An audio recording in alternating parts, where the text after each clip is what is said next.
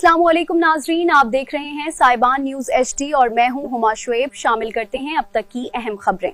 Barcelona से हमारे deputy bureau chief Spain Mumtaz Munir Sahotra की रिपोर्ट के मुताबिक कॉन्सुलेट जनरल पाकिस्तान बार्सिलोना में 79वें जश्न आज़ादी के मौका पर महफिल मुशायरा एक शाम डॉक्टर निसार तराबी के नाम ज़ेर सदारत सफ़ीर पाकिस्तान डॉक्टर ज़हूर अहमद इनकाद पजीर हुआ, जिसका आगाज़ तिलावत कुरान पाक और नात रसूल मकबूल से हुआ। स्पेन के मकामी शोरा हज़रात नैयर इकबाल नजमी, अरशद नज़ीर साहिल और अशफाक अहमद के अलावा ताहिर हफीज़ और साबिर रज़ा बरतानिया ने कलाम पेश करके खूब दाद वसूल की, जबकि आलमी शोहरत याफ्ता शायर डॉक्टर निसार तराबी के कलाम ने शुरकाए महफिल के दिल जीत लिए और खूब दाद समेटी। महफिल मुशायरा में तमगा इम्तियाज़ चौधरी अमानत हुसैन महर और तमगा हुस्न कारकर्दगी कदीर अहमद ख़ान की खुसूसी शिरकत के अलावा पाकिस्तानी कम्यूनिटी से ताल्लुक़ रखने वाली अहम शख्सियात, अदीबों, शायरों और अदब से वाबस्ता अफराद ने शिरकत की।